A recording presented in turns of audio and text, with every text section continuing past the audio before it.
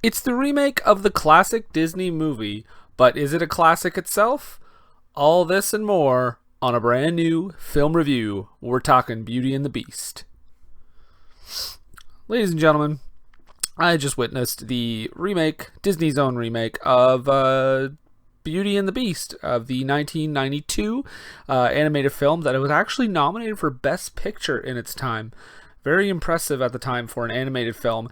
And actually, a little bit of trivia, the 1992 Beauty and the Beast getting nominated for Best Picture is the reason why one of the reasons why we now have a Best Animated Feature separate Oscar category, because for some reason the Academy, it seems like they don't want an animated movie to win for Best Picture, weirdly enough. But I digress. We're talking Beauty and the Beast, the remake starring Emma Watson, Ian McKellen, Ewan McGregor, Josh Gad, Luke Evans, Dan Stevens, Emma Thompson? Yeah, Emma Thompson, and a bunch of others.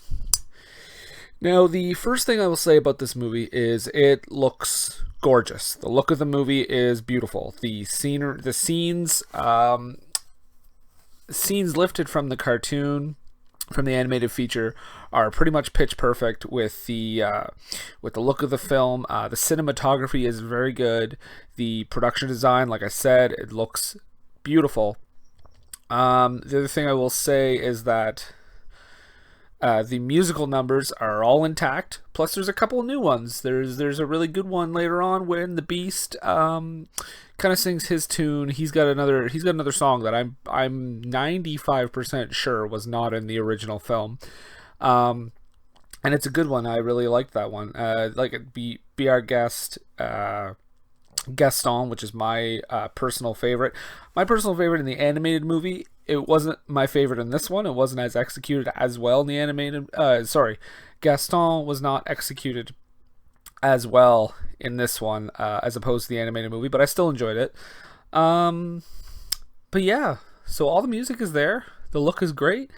The movie is good. It's a good movie. It's an enjoyable film. It's an enjoyable remake. Disney seems to be having a trend now where they're going to start remaking a lot of the cartoons from the past, cartoon features, into live action films. And they've already started that. They've done it with Cinderella. They did it with the wonderful The Jungle Book adaptation, which I think is...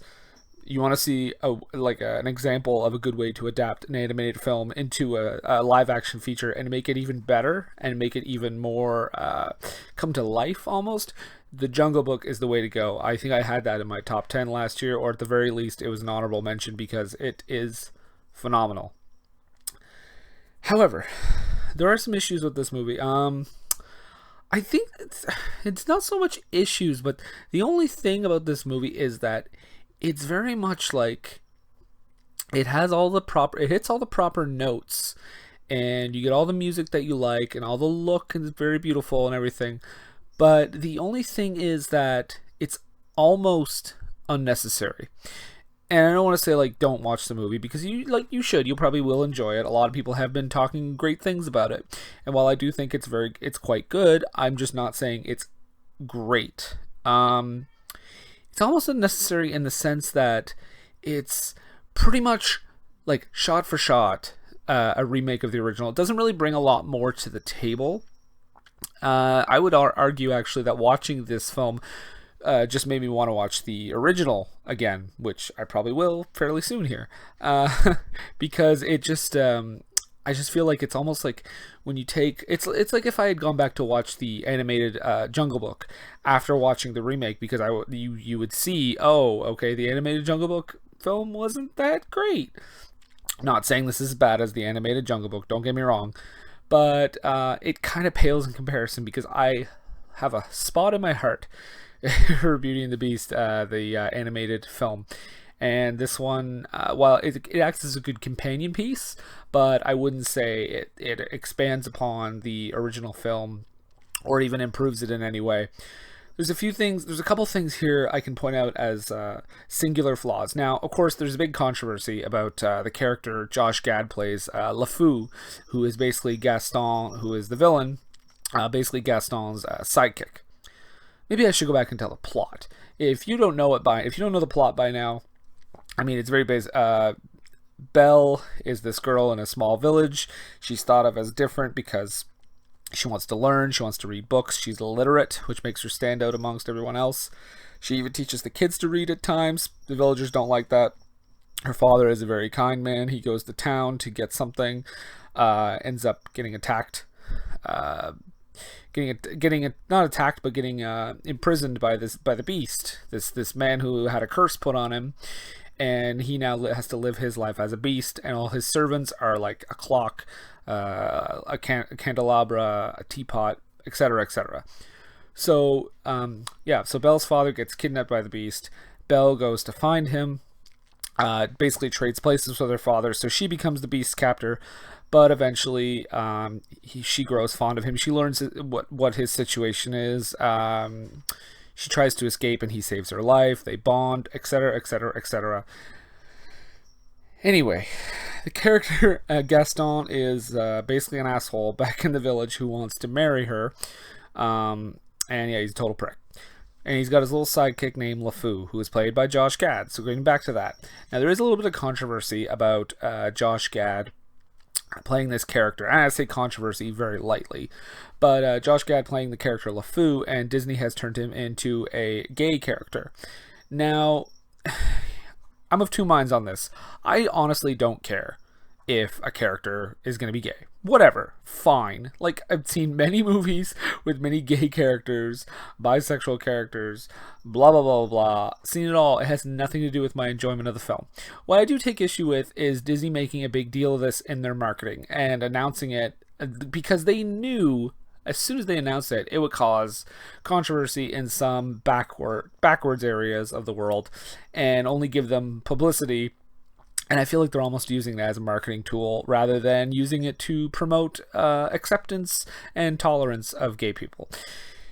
So I don't think they're doing it for a righteous cause. I feel like it's money related. But that having been said, Josh Gad is fine. He definitely has a different take on the role, which is fine. He's good. He's decent. Ian McKellen, Ewan McGregor, and Emma Thompson play some of the servants in the castle, and they're all very good. Ian McKellen is wonderful to hear his voice as a like cranky old clock because he plays Cogsworth. I said clock. There was an L in there. Ewan McGregor is Lumiere, also good. And Dan Stevens, who I've never heard of before this, but he is the Beast, and he has the creation of the Beast is pretty good. There are some moments where I thought he was pretty not over CGI, but there's a couple moments where he kind of came off as like more cartoonish than the cartoon, but overall solid, pretty good. Emma Watson is absolutely gorgeous, has a wonderful singing voice, perfect casting. I have no issues with that whatsoever. I can't even think of anyone else that would be able to play Belle after watching Emma Watson in this movie. Luke Evans is also a great villain as Gaston. Very entertaining and very unlikable as they try to do. But yeah, so I mean, there are issues with it. There are some issues here and there, but overall, it's quite an enjoyable movie to watch. It won't change your opinion one way or the other. If you don't like the original film, you probably like seeing this is not going to do anything for you. Unlike the Jungle Book, where I didn't care for the original cartoon, I saw the remake and I loved it. But yeah, this isn't going to change your mind. But yeah, so it's a good movie. It's got its flaws, and I'm going to give it a 3.5 stars out of 5, which I think is fair. So it's a good one. Check it out. Bye.